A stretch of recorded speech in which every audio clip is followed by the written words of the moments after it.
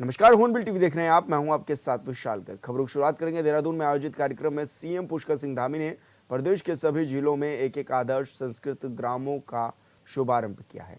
अपने संबोधन में उन्होंने कहा है कि हमारा प्रयास रहेगा कि संस्कृत में 100 कार्य भी शुरू हो सके। संस्कृत के आधार पर ही प्राचीन भाषाओं का विकास संभव हो सका है। सनातन संस्कृति के वैदिक काल में समस्त पुराणों और वेदों की रचना संस्कृत में की गई है। उन्होंने कहा है कि इन संस्कृत ग्रामों में भवनों के साथ ही राजकीय संस्कृत विद्यालयों की भी स्थापना की जाएगी। सीएम ने कहा है कि सभी भाषाओं में संस्कृत सर्वोपरि दिव्य मधुर है। आयुर्वेद से लेकर वेद, दर्शन से लेकर गणित, साहित्य से लेकर विज्ञान और खगोल शास्त्र से लेकर शल्य चिकित्सा तक सभी ग्रंथ संस्कृत में लिखे गए हैं। मुख्यमंत्री ने इस बात पर जोर दिया है कि आज़ादी के बाद देश की सत्ता पर ऐसे दलों का प्रभाव रहा जिन्होंने वोट बैंक की राजनीति के चलते संस्कृत को कमजोर किया है और इसे बढ़ावा देने के लिए कोई ठोस प्रयास नहीं किए गए। अब प्रधानमंत्री के नेतृत्व में संस्कृत को बढ़ावा देने के लिए कई योजनाएं चलाई जा रही हैं। आज संस्कृत विश्वविद्यालय को आधुनिक संसाधनों से सुसज्जित किया जा रहा है। मोबाइल प्लेटफॉर्म विकसित किए जा रहे हैं। उन्होंने कहा है कि हमारी देवभूमि उत्तराखंड सदियों से संस्कृत के अध्ययन और शोध की भूमि रही है। यह भूमि तपस्वियों, ज्ञानियों की भूमि रही है। आज जब हम आधुनिकता की ओर बढ़ रहे हैं तो हमारा प्रयास है कि संस्कृत की पवित्र ज्योति की ओर तेज गति से प्रज्वलित किया जाए। पुष्कर सिंह धामी ने कहा है कि आदर्श संस्कृत ग्रामों में लोग आम बोलचाल की भाषा में संस्कृत का प्रयोग करेंगे। यह हमारे लिए गौरव का विषय है कि प्रदेश में संस्कृत को द्वितीय राजभाषा का दर्जा प्राप्त है। आज संस्कृत विश्वविद्यालयों को आधुनिक संसाधनों से सुसज्जित किया जा रहा है। इतना ही नहीं, जहां एक और संस्कृत साहित्य को ऑनलाइन प्लेटफॉर्म पर उपलब्ध कराया जा रहा है, वहीं ई संस्कृत शिक्षण प्लेटफॉर्म एवं संस्कृत एक्स विकसित करने पर विशेष बल दिया जा रहा है। इसके साथ ही अभी हाल ही में केंद्र सरकार ने एक महत्वपूर्ण पहल के तहत लोकसभा की कार्रवाई का अनुवाद संस्कृत भाषा में भी किए जाने की शुरुआत की है।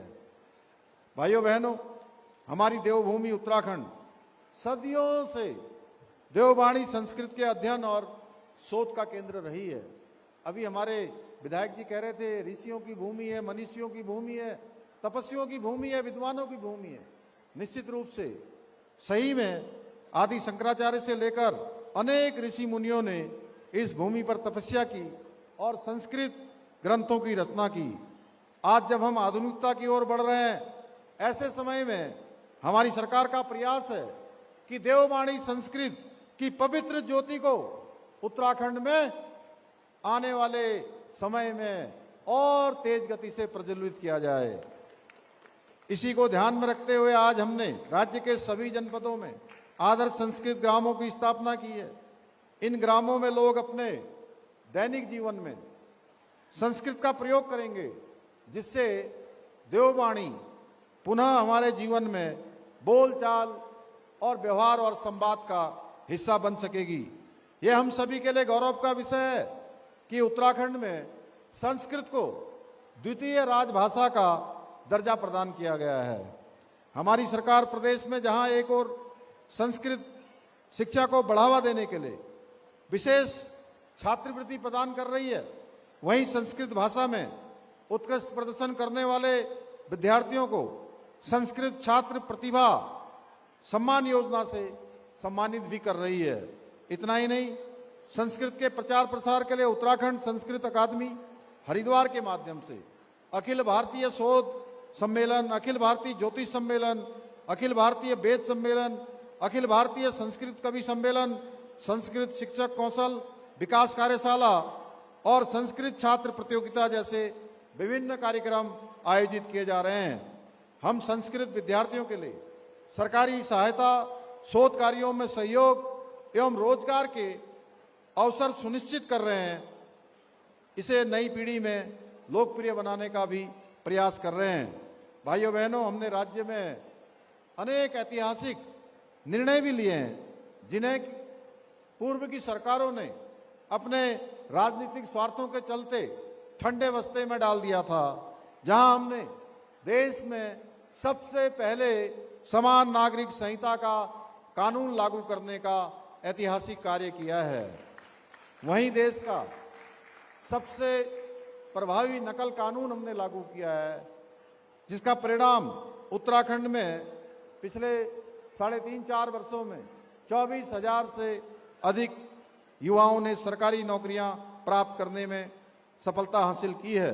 इतना ही नहीं, हमारी सरकार उत्तराखंड के सांस्कृतिक मूल्यों और डेमोग्राफी को संरक्षित रखने के लिए भी पूरी तरह से संकल्पबद्ध होकर काम कर रही है।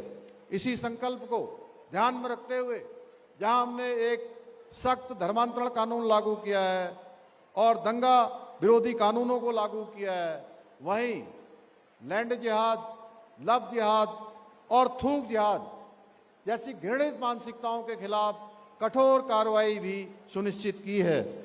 हमने प्रदेश में लैंड जिहाद के खिलाफ कार्रवाई करते हुए 7,000 एकड़ से अधिक की सरकारी भूमि लैंड जिहादियों से मुक्त की है।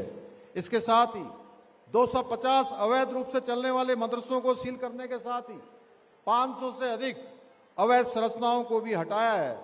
इतना ही नहीं, हमने छद्म वेशधारियों का उनका मूल स्वरूप निकलकर बाहर आए, वो किसी को ठगने का काम न करें, किसी को धर्म के मार्ग में बाधा बनने का काम न करें, सनातन को नुकसान पहुंचाने का काम न करें। ऐसे पाखंडियों को सामने लाने के लिए ऑपरेशन कालनेमी भी हमने प्रारंभ किया है। भाइयों बहनों, ऐसे पाखंडियों के खिलाफ सख्त कार्रवाई भी प्रारंभ हुई है। भाइयों बहनों, उत्तराखंड की पावन धरा, जहां वेदों की ऋचाएं गूंजी हैं, जहां ऋषियों और मनुष्यों ने तपस्या कर ज्ञान की गंगा प्रभावित की है, उस पवित्र भूमि पर हमारी गौरवशाली सांस्कृतिक परंपराओं को समृद्ध करना हम सभी का कर्तव्य है। इसी को ध्यान में रखते हुए हम भविष्य में इन आदर्श संस्कृत ग्रामों में संस्कृत भवनों के निर्माण के साथ साथ राजकीय प्राथमिक संस्कृत विद्यालयों की स्थापना भी करेंगे।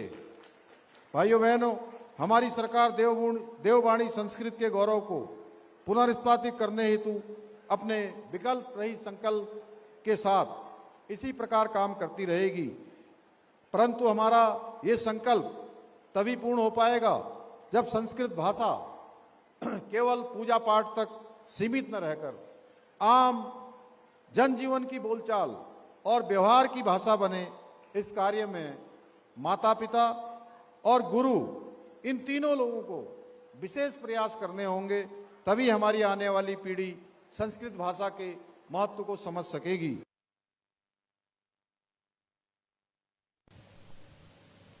उत्तराखंड में 5 और 6 अगस्त को आई आपदा ने भारी नुकसान किया है। सबसे ज्यादा नुकसान उत्तरकाशी के पौड़ी जनपद में हुआ है, जहां कई मकान जमींदोज हो गए हैं। कई लोग अब तक भी लापता हैं। राज्य के सीएम ने कहा है कि सरकार आपदा पीड़ितों के साथ खड़ी है। जो भी नुकसान हुआ है उसके लिए मुआवजे की भी उन्होंने घोषणा की है।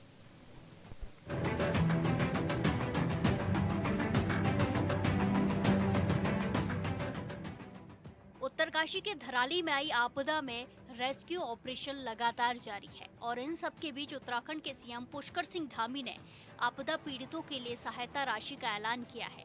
धराली आपदा में जीवन खोने वाले लोगों के परिजनों को 5-5 लाख रुपए का मुआवजा दिया जाएगा। जिन लोगों ने अपने मकान गंवाए हैं उन्हें भी 5-5 लाख रुपए की त्वरित सहायता राशि दी जाएगी। आपदा के बाद हमारी सबसे बड़ी जो प्राथमिकता थी वो सभी लोगों को सुरक्षित बाहर निकालना, और हमने वो काम प्रारंभ किया। हालांकि मौसम में एक बड़ी चुनौती वहां पर हमेशा रहता है, लेकिन स्टेट के हेलीकॉप्टर और सेना के चिनूक, एमआई, इन सब की मदद से 1000 से भी ज्यादा लोगों को आज तक वहां से रेस्क्यू किया जा चुका है। सभी तीर्थयात्री श्रद्धालु जो देश भर के आए हुए थे, उन सभी को अब निकाला जा चुका है।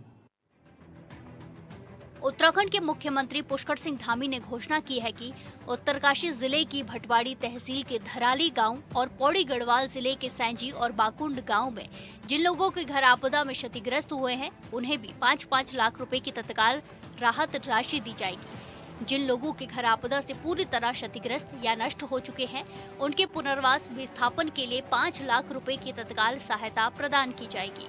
मुख्यमंत्री ने आपदा से प्रभावित ग्रामीणों के पुनर्वास, समग्र पुनरुद्धार और स्थायी आजीविका के सुदृढ़ीकरण के लिए 3 सदस्यीय समिति के गठन की है, जो 1 हफ्ते के भीतर अपनी प्रारंभिक रिपोर्ट शासन को प्रस्तुत करेगी। सभी कुछ चला गया, तबाह हो गया, तो उसके अनुरूप जो मानक हैं, उन मानकों के अतिरिक्त भी हम काम कर रहे हैं। 5 लाख रुपए की जो सहायता राशि है, वो सभी के लिए आज जारी कर रहे हैं। और उसके अतिरिक्त सचिव राजस्व की अध्यक्षता में 3 सदस्यीय कमेटी बनाई जा रही है। एक कमेटी बनाएगी, वो सब प्रकार का आकलन करेगी और आकलन करने के बाद सहायता करेंगे। लोगों के होटल थे, होम स्टे थे, मकान थे, वो पूरी तरह से तबाह हो गए हैं। तो उसके अनुरूप हमारा पूरी तरह से है कि सभी आपदाओं में जिस प्रकार से एक पैकेज दिया जाता है, वो पैकेज भी हम देंगे। सीएम धामी ने बताया कि भीषण प्राकृतिक आपदा के कारण प्रभावित क्षेत्रों में ठप हुई बिजली आपूर्ति को बहाल कर दिया गया है। लगातार भारी वर्षा, भूस्खलन और बादल फटने की घटनाओं से बिजली के पोल, तार, ट्रांसफार्मर और उप संस्थानों को गंभीर क्षति पहुंची थी। सौर ऊर्जा और माइक्रो हाइड्रो ग्रिड से निरंतर क्षेत्र में बिजली आपूर्ति की जा रही है। इसके अतिरिक्त अब लोगों को वहां बिजली मिले, उसके लिए कल उरेडा का जो पावर हाउस है उसको चालू किया गया था। और हरसिल क्षेत्र में कनेक्टिविटी बिल्कुल लॉस्ट हो गई थी, टावर भी जो है इस आपदा में तबाह हो गए थे। तो कल से वहां पर एयरटेल, वोडाफोन चालू हो गए हैं और आज 125 केवी के 2 जनरेटर सेट वहां पर पहुंच गए हैं और उनको भी रिस्टोर किया जाएगा। इसी तेज गति से वहां पर बिजली की लाइनों को बनाने का काम भी यूपीसीएल कर रहा है। इतना ही नहीं, उत्तरकाशी के धराली में रेस्क्यू टीमें मलबे में दबे ध्वस्त भवनों में लगातार सर्चिंग कर रही है। लगातार व्यक्तियों की तलाश के लिए आधुनिक उपकरणों और डॉग स्क्वाड की सहायता ली जा रही है। ड्रोन के माध्यम से प्रभावित क्षेत्रों का निरीक्षण कर स्थितियों पर नजर रखी जा रही है। जेसीबी के जरिए मलबा हटाने का कार्य भी तेज गति से किया जा रहा है। जो छोटे छोटे मार्गों पर जो भूस्खलन आया है, मार्गों पर छोटा छोटा जो भूस्खलन है, उसको ठीक करते हुए हमारी मशीनें मंगलवार तक हरसिल तक रोड मार्ग पूरी तरह से बन जाएगा। और वहां बनने के बाद फिर तेजी से काम होगा, क्योंकि लगभग 200-250 मीटर जो हरसिल और धराली के बीच का मार्ग है वो पूरी तरह से अभी जलमग्न है। वहां पर तालाब जैसा बन गया है और फिर मशीनें पहुंचेंगी तो उस तालाब को भी चैनलाइजेशन किया जाएगा, जिससे कि वो तालाब से पानी निकले और पानी अपने नॉर्मल तरीके से आगे बहाव की ओर जाएगा। तो वो स्थान खाली हो जाएगा जहां पर हमारा हेलीपैड था, वो भी पूरा 8-10 फीट उसमें भी पानी भरा हुआ है और फिर हमारा धराली तक ये संपर्क मार्ग बन जाएगा। देवभूमि के मुखिया पुष्कर सिंह धामी ने देश प्रदेश की जनता के साथ ही विपक्ष से अपील की है कि इसे लेकर कोई भी राजनीति ना करे। वीडियो जारी कर एक बयान में सीएम धामी ने कहा कि ये वक्त राजनीति करने का नहीं है, बल्कि सभी को साथ मिलकर आपदा प्रभावितों की मदद करनी है, क्योंकि जिन लोगों ने अपने को खोया है उनका दर्द बहुत बड़ा है। और मैं तो सभी से कहूंगा कि जो हमारे प्रतिपक्ष के भी लोग हैं, वो भी इस आपदा के समय में सब आपदा पीड़ितों की मदद के लिए आगे आए। हम सब लोग मिलकर इस आपदा से इस चुनौती का सामना करेंगे, इससे हम लोग आगे बढ़ेंगे। ये समय राजनीति करने का नहीं है, राजनीति बहुत और समय पर हो सकती है।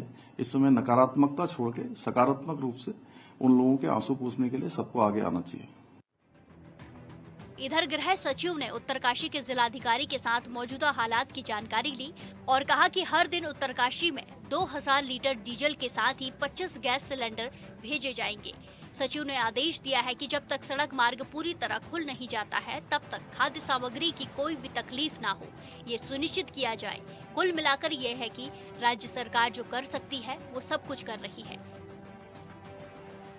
उत्तरकाशी में राहत और बचाव के कार्य लगातार जारी हैं। मुख्यमंत्री पुष्कर सिंह धामी लगातार पल पल का अपडेट ले रहे हैं और पूरी तरह से उत्तरकाशी में डेरा डाले हुए हैं। इसी के साथ ही राज्य सरकार ने घोषणा की है कि 5-5 लाख रुपए उन आपदा पीड़ितों को दिया जाएगा जिनके इस आपदा में घर पूरी तरह से बह गए हैं या फिर उनके जो कारोबार थे वो पूरी तरह चौपट हो गए हैं। अब राज्य सरकार ये कह रही है कि हम उन लोगों के साथ तत्परता के साथ खड़े हुए हैं और अब ये भी देखा जा रहा है कि तमाम जो फोर्सेज हैं वो लगातार आपदा में राहत बचाव का कार्य कर रही हैं। लोगों को रेस्क्यू किया जा रहा है और अभी तक ये भी बताया जा रहा है कि लगभग 500 लोगों का रेस्क्यू भी लगभग पूरा कर लिया गया है। हालांकि जिंदगियों की तलाश भी लगातार जारी है। मुख्यमंत्री एक और जहां डटे हुए हैं तो वहीं अब कई कैबिनेट मंत्री भी जाते हुए नजर आ रहे हैं और विधायक भी लगातार नजरें बनाए हुए हैं।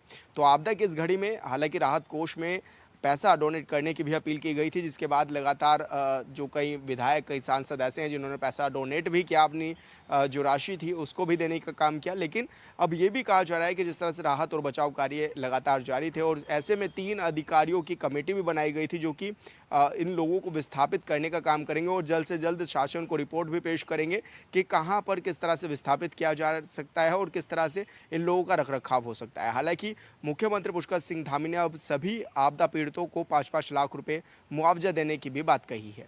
हॉर्नबिल टीवी के लिए देहरादून से विशाल गर्ग। मुख्यमंत्री पुष्कर सिंह धामी ने रविवार को मुख्यमंत्री कैंप कार्यालय से धराली के लिए राहत और पुनर्वास के लिए भेजी जा रही आपदा राहत सामग्रियों को हरी झंडी दिखाकर रवाना किया है। कोटक महिंद्रा बैंक की तरफ से दी गई सामग्री में आटा, चावल, दालें, मसाले, खाद्य तेल सहित दैनिक उपयोग की आवश्यकता वस्तुएं जैसे टूथपेस्ट, नहाने और कपड़े धोने का साबुन सम्मिलित है। मुख्यमंत्री पुष्कर सिंह धामी ने कोटक महिंद्रा बैंक का आभार जताते हुए कहा है कि राज्य सरकार पीड़ितों की हर संभव सहायता के लिए प्रतिबद्ध है और राहत कार्यों में किसी भी प्रकार की कमी नहीं आने दी जाएगी। उन्होंने कहा है कि इस दुख की घड़ी में पूरा राज्य आपदा प्रभावितों के साथ खड़ा हुआ है।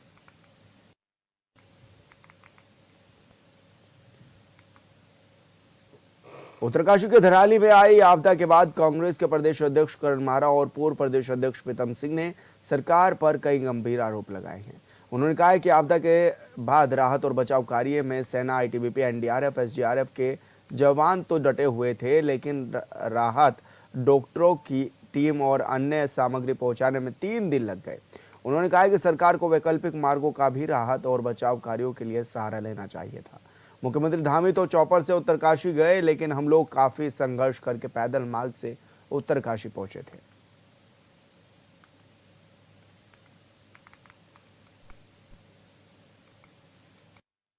मुख्यमंत्री चौपर से गए हैं और मुझे सोनगढ़ नाम की जगहों पर लगातार पहली शाम पूरा दिन रोक के रखा और तीसरे दिन मैं सुबह भागने में भागना क्या मतलब चुपचाप मुझे निकलना पड़ा है। और मुख्यमंत्री चौपर से कोई भी जा सकता था, मैं केवल इसलिए गया, मेरा कोई राजनीतिक उद्देश्य नहीं था। मैं केवल ये जताना चाहता था आप लोगों को और पब्लिक को हमारी कि जो एयरपोर्ट में हंगामा हो रहा था कि हमारे परिजन अकेले हैं, वो फंसे हैं, उनके संग ये दिक्कत है, हम जाना चाहते हैं और हेली सर्विसेज उनको इस नाम पे नहीं दी जा रही थी कि वहाँ अभी इस समय संभव नहीं है। अगर पहाड़ की पद्धति के हिसाब से अगर उस छोटे नाले में जिसमें तेज बहाव जरूर था लेकिन स्पान कम था, अगर एक लकड़ी के कुछ गार्डर्स डाल दिए जाते जैसे अमूमन हमारे पहाड़ों में घरों में किया जाता है तो बहुत सारे लोग अपने परिजनों तक पैदल पहुंच सकते थे। उत्तरकाशी जनपद में आई आपदा पर राजनीति देखने को मिल रही है। कांग्रेस प्रदेश अध्यक्ष करण मारा जहां राज्य सरकार पर आपदा क्षेत्र में व्यवस्थाओं को बेहतर बनाए जाने की बात कर रहे हैं, तो वहीं भाजपा प्रदेश अध्यक्ष महेंद्र भट्ट का कहना है कि बेहतर ये होता कि कांग्रेस पार्टी अपने स्तर पर भी टीम का गठन करते, आपदा पीड़ितों के लिए राहत पहुंचाने की घोषणा करते। उन्होंने कहा है कि जब से आपदा आई है राज्य के मुख्यमंत्री लगातार यहां की मॉनिटरिंग कर रही हैं। अभी तक करीब 1000 से अधिक लोगों का रेस्क्यू किया जा चुका है। साथ ही वहां बिजली आपूर्ति को बहाल करने के साथ ही आपदा प्रभावितों के लिए मुख्यमंत्री ने आर्थिक मदद की भी घोषणा की है। पार्टी इस प्रदेश की मुख्य विपक्षी दल है। अच्छा होता कि कांग्रेस के अध्यक्ष जी आपदा प्रबंधन के लिए पार्टी की एक समिति बनाते, वहाँ किस प्रकार से देवी आपदा से प्रभावित जो लोग हैं उनके लिए कुछ सहयोग की बात करते, भोजन है, दवा है, सब प्रकार की व्यवस्थाओं की आवश्यकता है, उसकी चर्चा करते। सरकार के मुख्यमंत्री लगातार उस क्षेत्र में बने हुए हैं, उनको भी अपने सुझाव देते लेकिन केवल अगर आपदा में राजनीति ढूंढी जाए तो ये कम से कम इस राज्य के हित में नहीं है। जहाँ तक प्रदेश सरकार का विषय है तो प्रदेश सरकार लगातार जिस दिन से आपदा आई है, मुख्यमंत्री जी विकट परिस्थितियों के बाद भी मुख्य स्थल तक पहुँचे हैं। हर प्रकार का तंत्र वहाँ भेजा गया है। आपदा प्रबंधन से कैसे निपटा जाए इसके लिए जो जो एजेंसी की आवश्यकता है उनको वहाँ भेज दिया गया है। और मैं कह सकता हूँ लगभग 1100 से ज़्यादा। पौड़ी पहुंचे स्वास्थ्य मंत्री डॉक्टर धन सिंह रावत ने आपदाग्रस्त चिपला घाट और कलगड़ी गांव का दौरा कर स्थिति का जायजा लिया है। इस दौरान उन्होंने आपदा प्रभावित परिवारों से मुलाकात कर उनकी समस्याओं को सुना और हर संभव मदद का भरोसा भी दिया है। मंत्री ने बताया है कि सीएम और सरकार के सामूहिक प्रयासों से 48 घंटे में बैली ब्रिज कलगड़ी पहुंचा दिया गया है। आने वाले कुछ दिनों में नया और मजबूत पुल भी तैयार किया जाएगा, जिसमें लोग आवागमन कर सकेंगे और किसी भी तरह की उनको परेशानी नहीं होगी।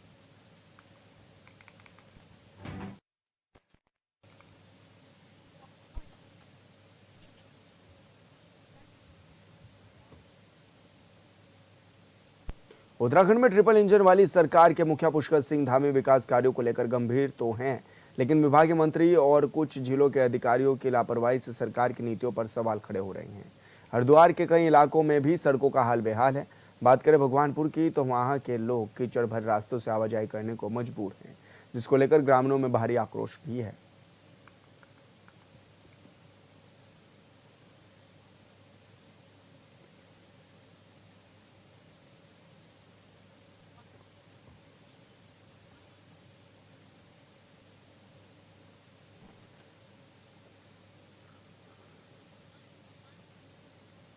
और फिलहाल इस बुलेटिन में इतना ही। आप देखते रहिए हॉर्नबिल टीवी। नमस्कार।